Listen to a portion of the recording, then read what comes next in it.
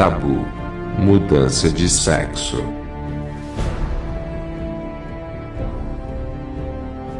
O filme que você vai assistir agora é um documentário especial da National Geographic.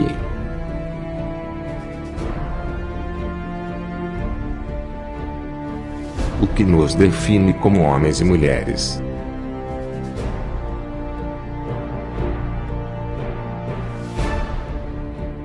O que fazer quando o que a alma sente é diferente do corpo?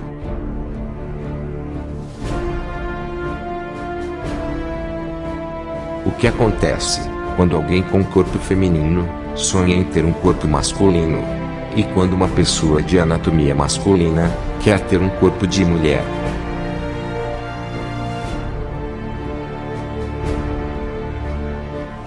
É sobre isso, e muito mais, que trata nosso filme.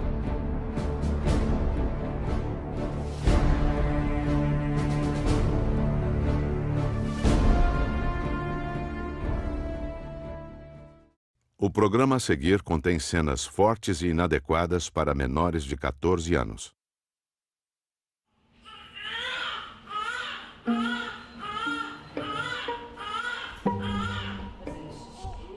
Nossa sociedade está acostumada a dividir o sexo em duas categorias bem distintas.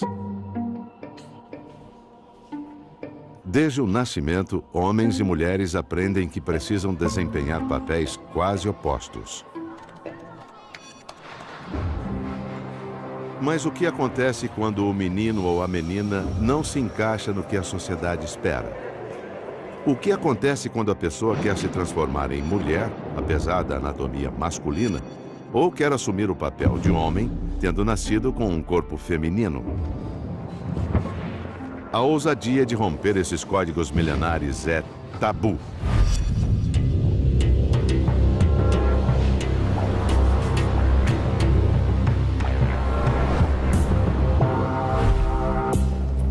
Não há pesadelo maior do que se sentir um estranho aprisionado no corpo errado.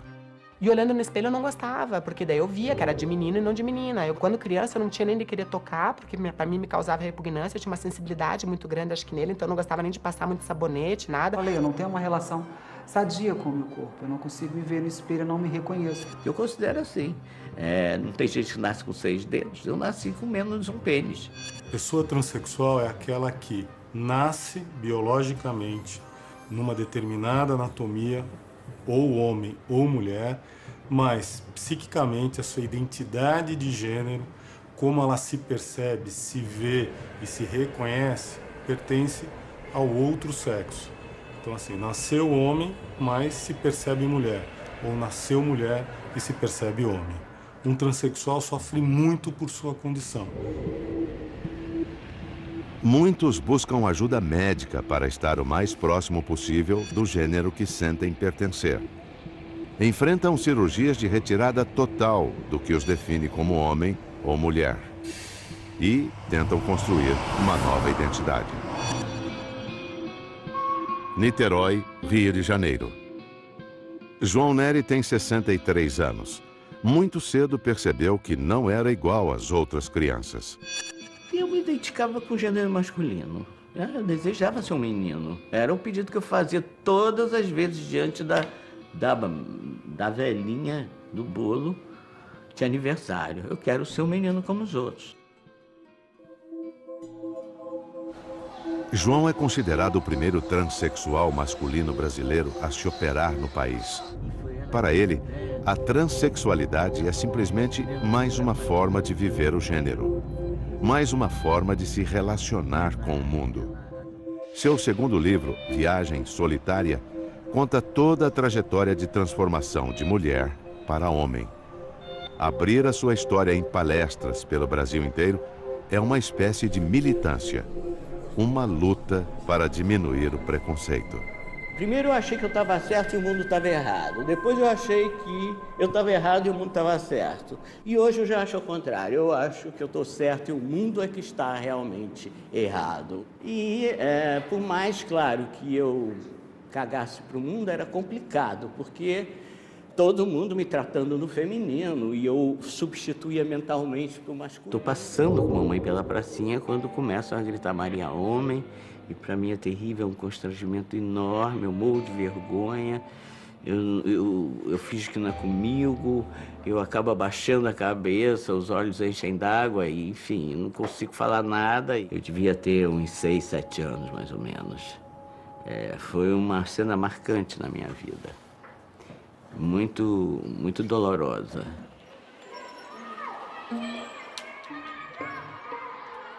Eu tinha pânico de crescer, eu queria ser eternamente criança, porque eu sabia que se eu entrasse na adolescência, aí a coisa ia piorar. Eu não tinha como controlar os hormônios. Então, quando começa a adolescência, que os seios ou os invasores, como os trans homens gostam de chamar, começam a crescer, é uma angústia horrível, porque você quer seduzir como uma figura masculina e cada vez mais fica mais difícil, né?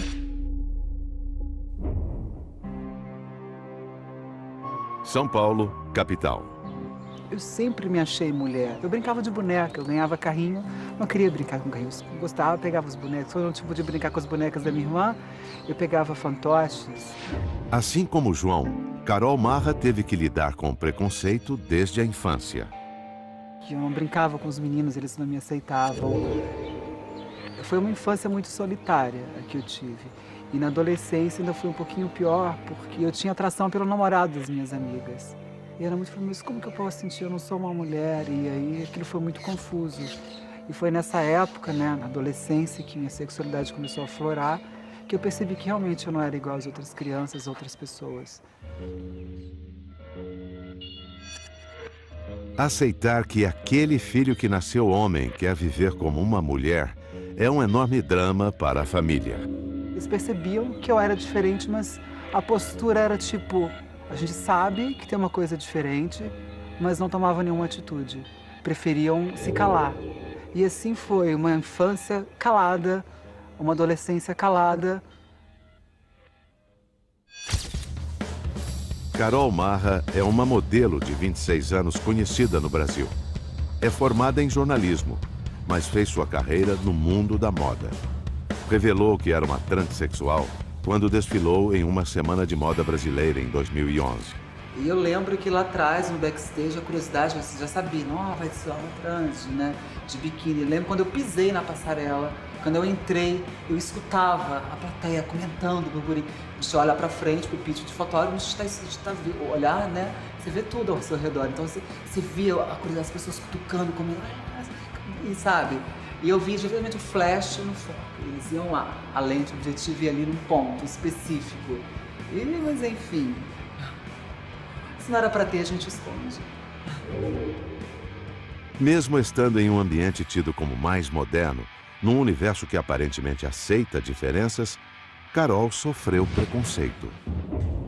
Comentários assim, na fila para entrar para um desfile no backstage.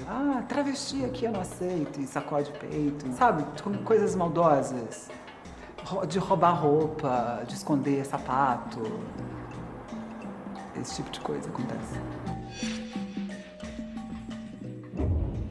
A discriminação tem relação direta com o que a sociedade julga ser um comportamento normal, um comportamento aprendido.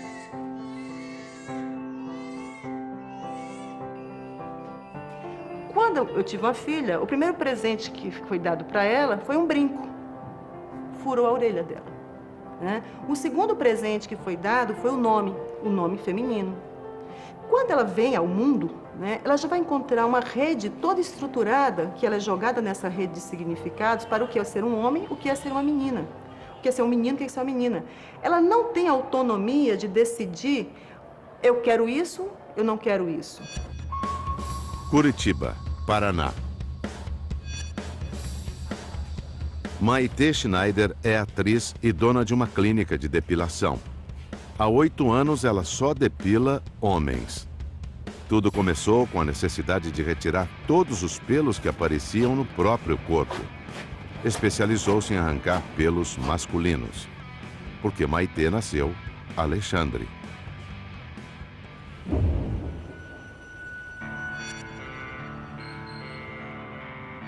A primeira noção de que ela era diferente das outras crianças veio através de uma brincadeira que aconteceu na hora do recreio, quando tinha 6 anos de idade. E meu pai, sempre que ia pegar a gente, ele perguntava, como é que foi o dia de vocês? Daí a gente contava as coisas legais, não tão legais, enfim, né, do dia a dia, do que tinha aprendido, etc. E eu, muito feliz, falei, nossa, hoje me colocaram no centro de uma rodinha, começaram a bater palma, não sei o que, foi muito legal, pai, porque veja bem, me chamando de Mariquinha, e olha que legal, e o povo todo rindo e batendo palma.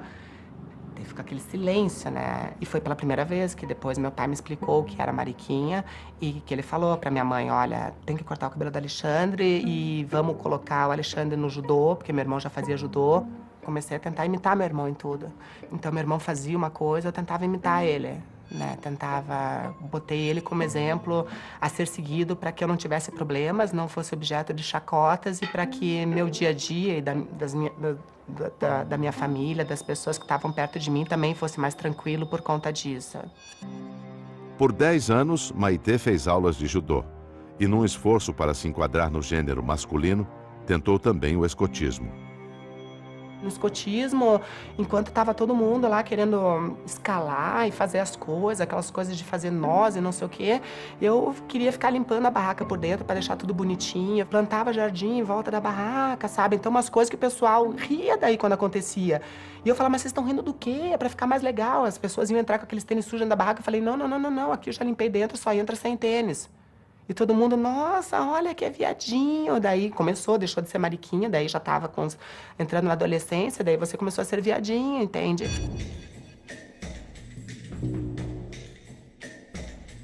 Sempre achei que tinha alguma coisa dissonante. Por mais que eu tentasse me enquadrar com meu irmão fazendo judô e fazendo escotismo, o dissonante aparecia, né? Quer dizer, porque eu não conseguia ser igual a ele, entende?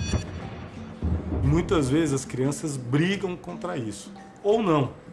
Aí depende de cada criança, de cada indivíduo. Isso amoita, depois isso diminui um tempo e na adolescência, com os hormônios, com os caracteres sexuais secundários, isso eclode, se explode. E aí começa toda a história, né, que todo transexual passa, de sofrimento, de exclusão, por não pertencer àquele padrão que é social. Numa tentativa de adequar o corpo a uma mente feminina ou masculina, alguns transexuais se submetem a cirurgias consideradas por uma parcela da sociedade como mutilações. Negação do próprio corpo, reflexos de uma doença psiquiátrica ou a clara percepção de que existe um descompasso entre a biologia e o cérebro?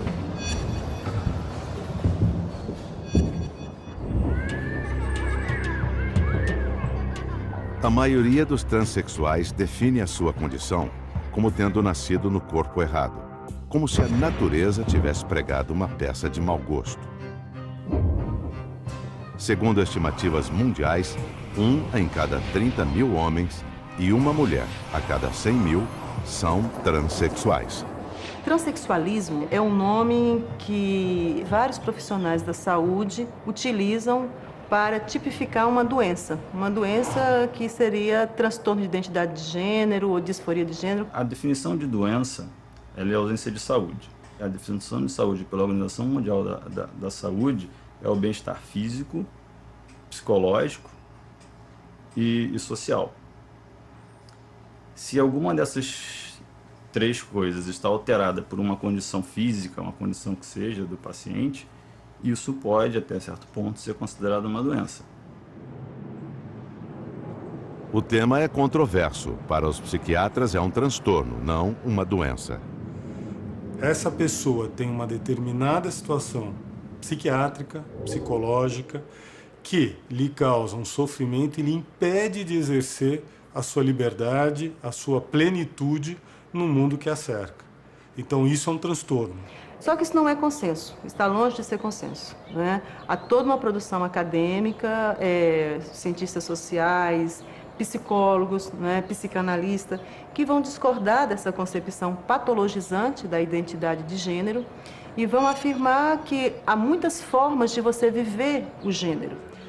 Em ciência, não existe a verdade pura e absoluta. Você vai buscando e vai transformando essa verdade, vai acrescentando detalhes e vai redefinindo o que é verdade. Então, assim, não dá para dizer que o gênero é determinado socialmente só e ficar nisso. Tem a base biológica, a gente funciona em cima dessa biologia.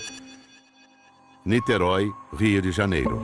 Eu tinha um corpo feminino, que eu masculinizei meu corpo através do esporte, né? Passei a ter uns ombros largos, passei a ter umas pernas muito musculosas, passei a ter um bíceps legal.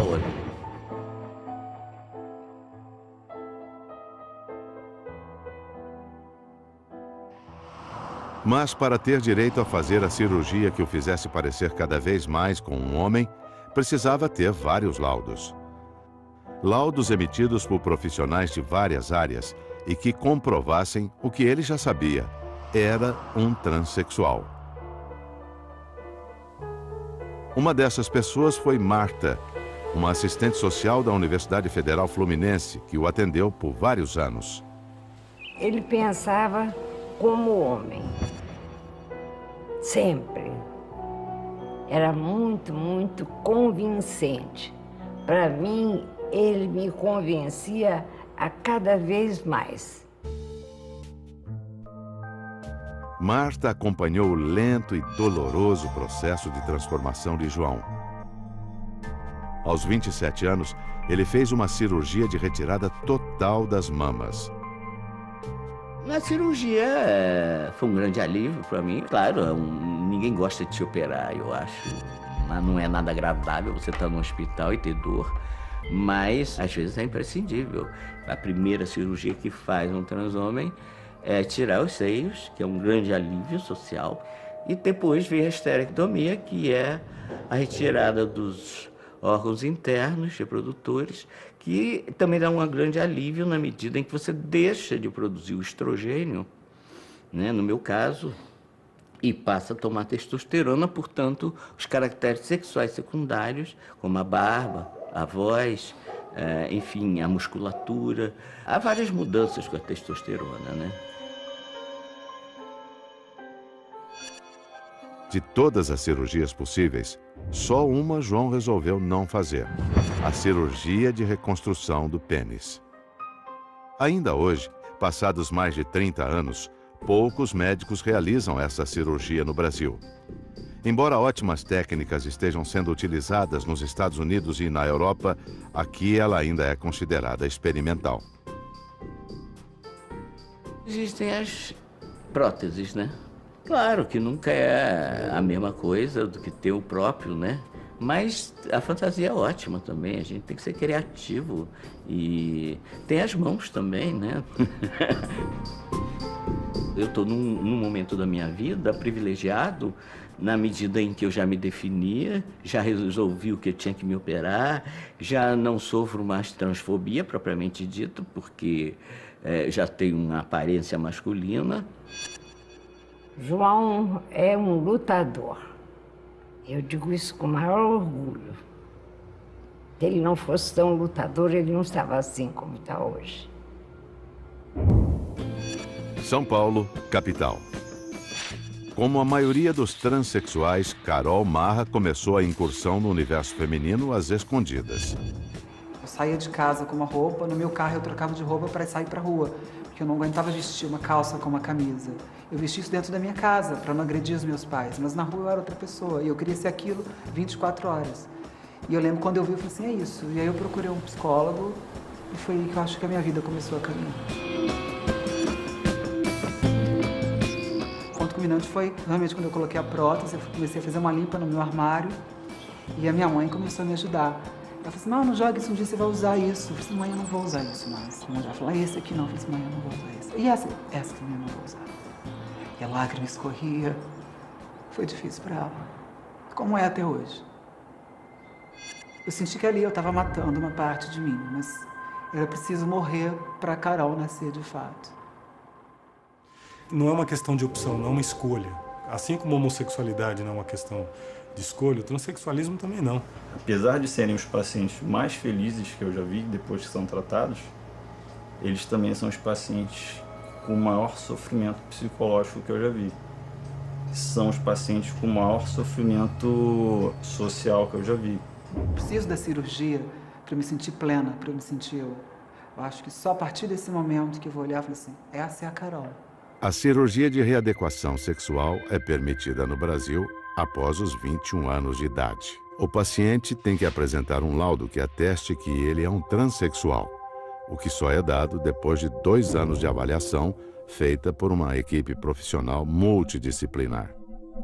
O Ministério da Saúde estuda reduzir a idade mínima para 18 anos. Porém, até o final do documentário, a medida não havia sido aprovada. Precisa estar num centro referenciado, precisa ter um acompanhamento, e nesse centro referenciado ele vai ter um laudo psiquiátrico, um laudo psicológico, um laudo do serviço social, um laudo endocrinológico e cumpriu o tempo de psicoterapia. A cirurgia é irreversível e o médico tem que ter certeza de que a pessoa que está na sua frente não sofre de quaisquer outras doenças psiquiátricas. Existem quadros, por exemplo, de uma esquizofrenia que eu posso ter um delírio de um transtorno de identidade. Mas isso não é o mais importante. O mais importante vai ser o quadro de esquizofrenia. Você precisa ter muito cuidado para indicar isso para as pessoas. Então você precisa saber para quem você está indicando, o que essa pessoa está buscando com isso.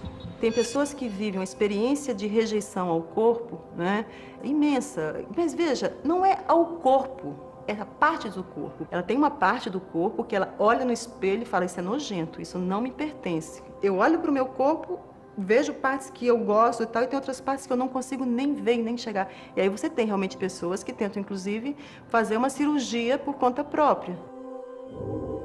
Curitiba, Paraná. Aos 30 anos, sem dinheiro para fazer a cirurgia de mudança de sexo, Maitê resolveu, ela mesma, cortar fora a parte do corpo que a atormentava. Pesquisou durante 6 meses em sites na internet como era feita a retirada dos testículos, glândulas sexuais responsáveis pela produção da testosterona, o hormônio masculino. Eu fui numa casa de produtos médicos aqui em Curitiba, daí eu comprei bisturi, comprei fio de sutura, comprei anestesia de dentista, comprei uma série de coisas. Eu vim pra casa, botei o fio, a anestesia de dentista, passei álcool 70, limpei tudo e tal. Daí eu peguei o bisturi e comecei o que eles chamam de uma incisão bilateral, que é uma orquiectomia, que os médicos chamam.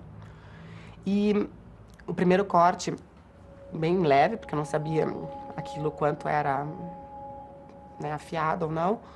E nesse primeiro corte doeu muito, daí eu coloquei mais anestesia, muita anestesia, e eu fiz o segundo corte bem fundo. E não sei o que aconteceu nesse corte, porque daí eu acordei, eu já estava na Santa Casa. A mutilação não deu certo. Os testículos permaneciam em seu corpo. A ideia não saía da cabeça de Maitê. Ela ficou sabendo que um médico do Paraguai fazia essa cirurgia de graça nos pacientes que tivessem o laudo médico. Menos de um ano depois, andou cerca de 650 quilômetros de ônibus para, finalmente, retirar os testículos. Era um lugar bem decente, não era um lugar sujo, nada, sabe? Não era um muquifão, assim. Nesse lugar, o cara falando meio em portunhol comigo, fez uma ficha de anamnese perguntando coisas da minha saúde e de quanto tempo eu vivia assim. Fez uma cópia do laudo. Eu fiquei 1h30, umas 2 horas aberta, sei lá. Mais ou menos, acho que isso. E quando eu tava ali aberta, eu tive uns 2 desmaios no meio. No segundo desmaio, ele não queria mais fazer. E eu falei pra ele assim, olha, só que eu não vou sair aqui do Paraguai, não vou voltar pra Curitiba do mesmo jeito. E eu, quando quero ser persuasiva, eu sou. Entende? E ele não teve culpa, porque eu falei assim, vai ser pior pra tua clínica, porque lógico que eu vou fazer coisa errada. E você acha que eles vão achar que, tipo, fui eu que fiz? Ou, tipo, você acha que não vão saber do resto da história, que não sei o quê, tudo tal? E ele teve que continuar. Menos de 6 horas depois da cirurgia que extraiu os testículos, Maitê voltou para Curitiba. A orientação era que retirasse os drenos colocados na intervenção 5 dias depois. Já tinha comprado a tesoura, fui fazer, tirei, super fácil mesmo. Tirei o dreno que ele tinha colocado, os 2 dreninhos, tirei. Acordei no dia seguinte, no dia seguinte, E essa parte tava... Parecia que tinha elefantíase dentro, assim. Era um negócio que eu não conseguia fechar mais a perna. Eu tive, né, falar pro meu pai da Nova. E daí a gente achou um anjo na minha vida. Que ela entendeu a situação e ela, no consultório dela mesma, ela fez uma punção, que ela tirou o líquido que estava dentro, na própria clínica dela lá. Depois desse momento, Maitê começou a fazer cirurgias. Dessa vez, todas em hospitais. E foram muitas. A primeira, para a retirada do pênis e construção de uma vagina, foi em outubro de 2005. Todas as outras foram reparadoras. Intervenções para consertar o que não tinha dado certo. E muitas vezes tem uma fantasia muito grande da tecnologia médica. Hoje a gente tem vários recursos, mas existe uma série de problemas que podem acontecer numa cirurgia, como qualquer cirurgia. Quem vai para a cirurgia tem que estar preparado para qualquer coisa.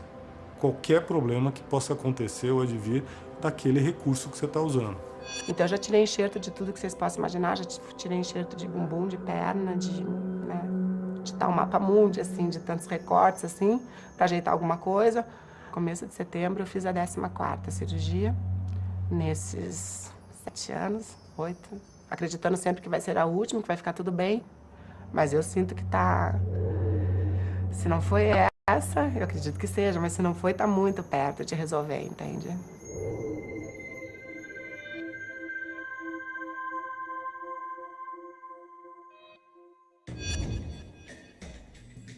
Esculpir o corpo com plásticas, preenchê-lo com silicones e outras substâncias é amplamente aceito em nossa sociedade. Mas ingerir hormônios e fazer cirurgias que modifiquem o sexo do nascimento, isso é tabu. Nem todas as pessoas aceitam a anatomia de nascimento como um destino.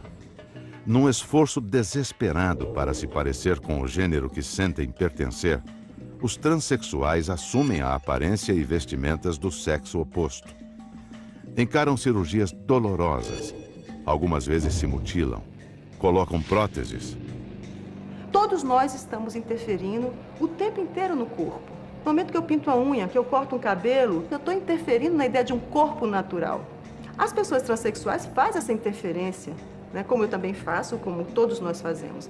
A questão é que muitas vezes a interferência no corpo que é feita em lugares do corpo que é considerado como sagradas, né? A vagina, os seios, lugares que a gente supõe que definem quem nós somos. Tem um pênis, é homem. Tem uma vagina, é mulher. A transexual ela não aceita aquilo, ela repudia a sua genitália, ela não mostra, nem pra ela mesma, nem... Eu tomo banho de lingerie às vezes, eu não gosto de me ver. Poxa, parece que eu tô com a roupa do avesso. É uma coisa que não tem um encaixe certo.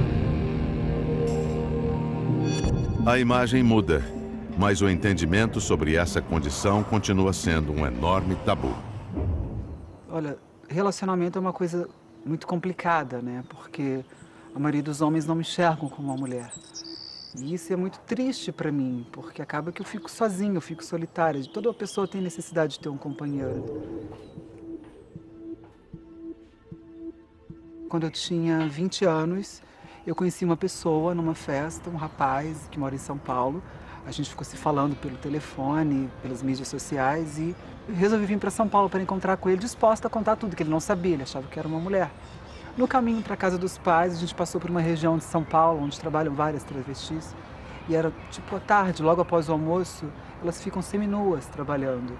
E eu nunca tinha visto uma cena daquela, eu fiquei meio espantado. Gente, mas durante o dia, né? Ele foi me dizer a seguinte frase, que eu nunca me esqueci.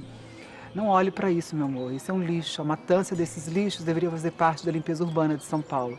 Eu achei aquilo de uma crueldade tamanha, que foi como uma facada no meu coração. Eu falei assim, o que eu vou falar para esse homem? Né, sobre mim, não vou falar.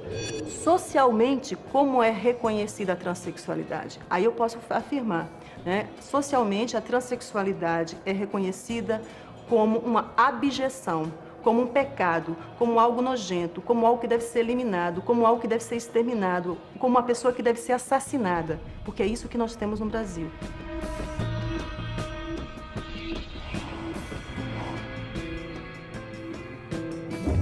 Não não é divulgado, mas o número de transexuais, de travestis, de homossexuais que são assassinados por ano, principalmente em São Paulo, não sei o número de outras capitais do mundo, é muito grande, mas isso não é noticiado. É aquilo que o outro falou, deve fazer parte da limpeza urbana da cidade, né? As pessoas devem imaginar dessa forma. Então eu fico muito triste com isso. Curitiba, Paraná. Durante muito tempo, Maitê Schneider teve que encenar um papel que não era seu. Fingir ser um homem, quando a alma era de mulher. E foi aqui no teatro que se encontrou profissionalmente. Formou-se atriz e recentemente recebeu o diploma de diretora de teatro. O próximo passo será atuar em uma peça de sua autoria. Maitê entendeu pela primeira vez a sensação de ser aceita ao viver no palco o papel de outra pessoa. Bonitinha, mas ordinária. Muito bom. É isso aí, eu acho que o tempo é esse. Nossa, chorou. Que bonita, acho que agora vocês acharam o ponto, acho que tem que manter só isso, entende a intensidade. Através do teatro eu pude brincar de outras coisas e ver que isso, além de ser uma brincadeira, era vista de maneira positiva, porque quanto mais eu conseguia viver e entrar no corpo daquele personagem, mais eu era aplaudida como tipo, nossa, que talento que essa pessoa tem. Então, quanto menos eu era em cena, mais aplaudida eu era. E eu nunca quebrei a cara com o teatro, entende? O teatro nunca, só me trouxe alegrias e alegrias. Então, é meu companheiro, foi meu companheiro, acho que vai ser meu companheiro para sempre, assim, né? Eu não abandono ele, a não ser que ele me abandone um dia. Então, assume essa postura desse Deus, entende? Onipotente, onipresente. Maitê fez 14 cirurgias para ficar cada vez mais parecida com uma mulher. A idade de nascimento, os traços biológicos estão cada vez mais apagados, mas não aos olhos de todos. Eu tive um primeiro relacionamento que não foi nada agradável, que é daquelas coisas que eu falei pra você que ainda não conseguiu trabalhar, que foi um relacionamento da primeira experiência sexual, tal, quando eu tinha 18 anos de idade, com um cara bem mais velho. Depois disso, foi difícil eu voltar a acreditar. Eu tive uma segunda experiência, que foi nada agradável também. E tudo isso dos 18 até os 23 anos, que nessa segunda meu pai, inclusive, participou, tendo que fazer boletim de ocorrência, exame de delito, essas coisas assim. E então eu fiquei um tempo... Você apanhou? As 2 vezes. E depois disso...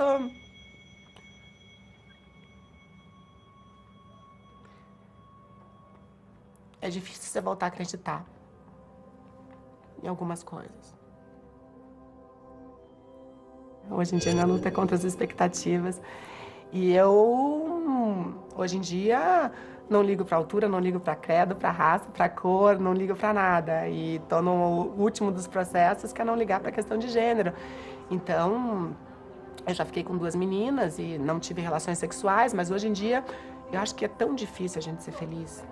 Que, puta, restringir essa felicidade, limitando cada vez mais a um biotipo, a um tipo de corpo, a um tipo de religião, a um tipo de conta bancária, a um tipo de profissão, é de uma judiaria tremenda com a gente mesmo. João teve muitos relacionamentos afetivos, todos com mulheres. Eu casei 4 vezes, todas relações profundas, apaixonadas. Teve a primeira mulher, e aí eu, pela primeira vez, eu tinha que contar a minha história, não sabe nem por onde começar. E aí, cara, eu virei pra ela e disse só numa frase assim, olha, eu nasci mulher e me tornei um homem. Fiz uma cirurgia e me tornei um homem. E foi com a segunda mulher que João teve a experiência da paternidade. Uma das minhas mulheres engravida, não de mim, porque eu sou estéril, né? E foi complicado, claro, toda aquela coisa de transcender o chifre, né? Que mais um ato da nossa cultura dado como feminino, porque dificilmente um homem transcende o chifre, né? Mulher é mais fácil. Eu acho que transcendi em função mesmo do poder da criação. Eu queria ser pai. Ela tinha pensado em tirar o filho. E eu aí, em 24 horas, eu decidi que eu ia ser pai. Contanto que o pai biológico não soubesse do que estava acontecendo. Assisti o parto, peguei o garoto, fui o segundo a pegar depois do médico. E não me arrependo em momento algum. Foi assim, uma experiência riquíssima na minha vida. E ele foi uma luz, um sol.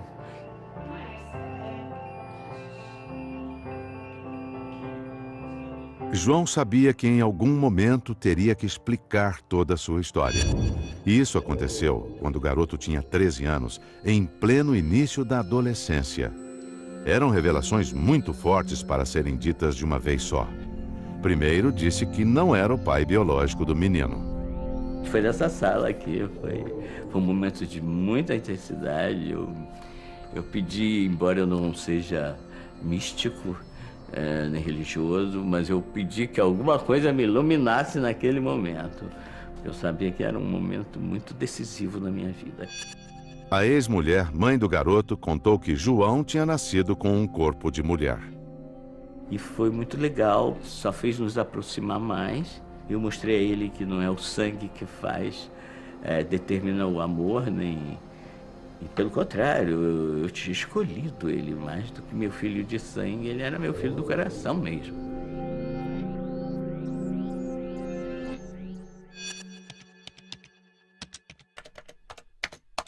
Uma das primeiras demandas de um transexual é a mudança dos documentos, trocar o nome na carteira de identidade e finalmente ser reconhecido oficialmente como homem ou como mulher.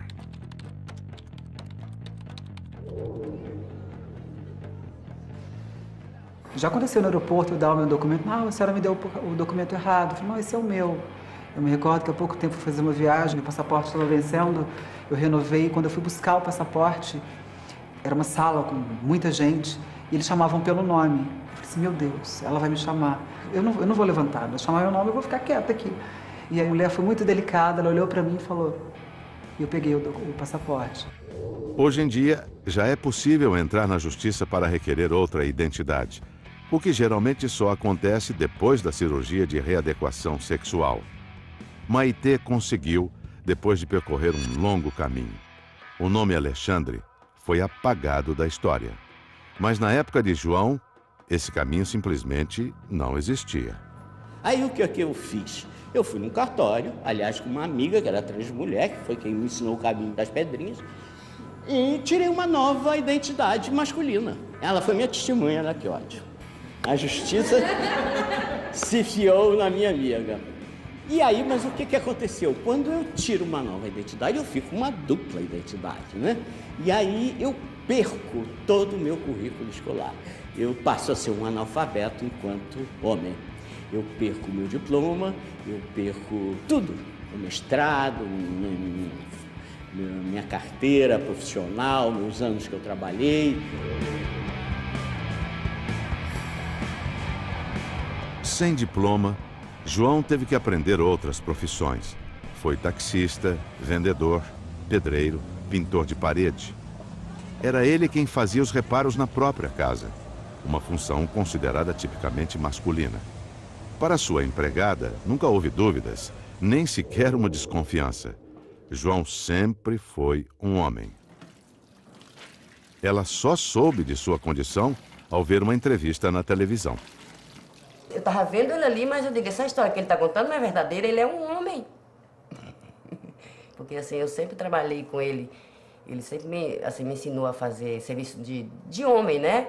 Assim, eu já fiz serviço pesado, mas ele me ensinou assim, sentar tijolo, botar torneira, arrancar pia, botar piso junto com ele.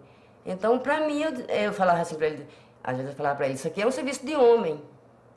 Eu achava que não era para mim fazer, era um serviço de homem, porque eu trabalhava do lado de um homem. Estava trabalhando do lado de um homem que queria que eu, mulher, fizesse serviço de um homem. E nunca desconfiei de nada. Aqui eu estou com 13 anos. Mesma escola, né? Muitos dos transexuais apagam os registros do passado, anulam documentos, queimam fotos, escondem uma história que para a maioria é tabu. Ele não deixou nenhum rastro que eu pudesse desconfiar, entendeu?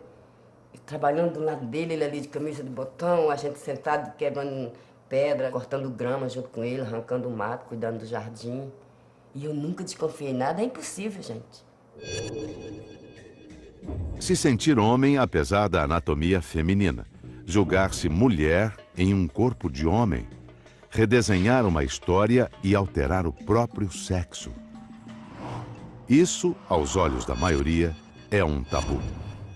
O que leva uma pessoa a renegar a anatomia que a define como homem ou mulher? Entre a comunidade acadêmica, as opiniões se dividem. É um transtorno, uma disforia, ou apenas mais uma forma de ser e estar no mundo, uma forma de viver o gênero? O que define se eu sou menina ou se eu sou menino é isso aqui, é essa exterioridade. É a minha performance, é a minha atuação no mundo como sendo de um gênero ou de outro gênero. O que nós desejamos e como nós desejamos são construções sociais. Hoje em dia, final dos anos 90 para cá, uma série de estudos mostram que a identidade de gênero, a noção que cada um de nós tem de ser homem ou ser mulher, começa a ser determinada intraútero. E alguns hormônios circulantes, chamados andrógenos circulantes, na gestação, vão determinar se o cérebro vai se desenvolver masculino ou feminino. E, portanto, a identidade também está ligada nesse desenvolvimento cerebral.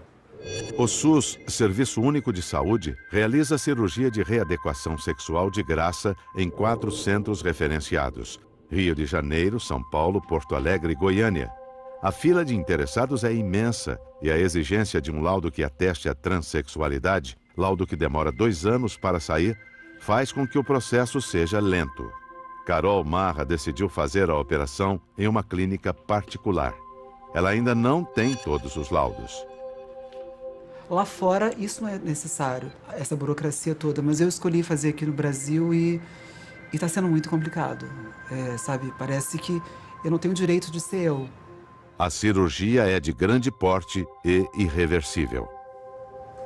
Aqui está o ânus, é feito um descolamento no períneo, mais ou menos nessa região, e o túnel, ele se prolonga até aqui. A profundidade da vagina, ela pode ser dada por essa distância aqui. Nas técnicas que usam a pele do pênis, para inverter a pele do pênis e cobrir essa área com pele, a profundidade ela é limitada pelo tamanho do pênis. Essa região dorsal do pênis aqui é onde passa a inervação para a glande. Essa inervação ela é dissecada e essa parte daqui da glande ela é utilizada para fazer o clitóris. Então toda a sensibilidade continua sendo carregada por esse nervo da glande até o cérebro e a pessoa tem a sensação erógena preservada. O corpo passa por uma enorme transformação. É preciso ter cuidados específicos para que ele se adeque a essa nova fisiologia. Toda cicatriz tem a tendência a contrair. Então, a paciente precisa fazer dilatações periódicas enquanto ela não tem atividade sexual, porque a atividade sexual por si só pode garantir a permanência desse canal no diâmetro que ele tem que ficar. A pessoa usa uma série de dilatadores de tamanhos diferentes. Conforme o tempo vai passando, as dilatações são menos necessárias. As pessoas falam, você não tem medo da dor? Eu não tenho medo nenhum. Eu acho que na hora que eu chegar no quarto e me olhar, eu falei assim, essa sou eu. Vai ser o dia mais feliz da minha vida. Curitiba, Paraná. Hoje é um dia importante para Maitê Schneider. Em um jantar organizado por ela, conseguiu reunir toda a família, que finalmente agora a aceita como ela é. Mas que também teve que percorrer um longo caminho para entender o que se passava com aquele menino, o Alexandre. Para mim foi bastante complicado também. Então, tanto é que eu fui para o psiquiatra também, para poder arrumar a minha cabeça e para poder ter um convívio bom com a Maitê. E fiquei praticamente quase 10 anos afastada da minha filha, sabe? Que eu acho que era uma época que os pais têm que estar sempre junto e acompanhar mais do que um filho que não é diferente. Então, hoje em dia, eu tenho um arrependimento bárbaro dessas coisas, sabe? Eu digo que nenhuma mãe faça o que eu fiz. O mérito é todo dele, porque ele que lutou, ele que foi atrás, ele que sentiu dor, ele que sentiu o desprezo das outras pessoas e tal coisa. Quer dizer, ele é um guerreiro e conseguiu, na justiça, que é muito difícil no Brasil, conseguiu mudar o sexo oficial em carteira, quer dizer, hoje em dia ele é uma mulher. Mas tudo isso ele conseguiu por mérito pessoais dele. Então foi uma luta que pouca gente vê. Viva para 2013, então, com muita saúde, muitas coisas boas, muita energia. Não existe o igual. O bonito é a diferença. Então, um dia que a gente se libertar desses aprisionamentos que nos colocam, entende? Tudo vai ser melhor. Não precisa gostar de mim, eu acho que tem que respeitar. A vida é minha, né? Eu só tenho essa para viver, então quero ser feliz nessa vida. As outras, a gente vê depois. Eu simplesmente sou apenas mais um ser humano que existe de mais uma forma da diversidade. Eu acho que ele nasceu errado. Ele nasceu para ser o que ele é hoje, um homem. Eu acho que a nossa luta é para que a sociedade respeite a diversidade. Mais que ter direitos iguais, é ter direito à diferença.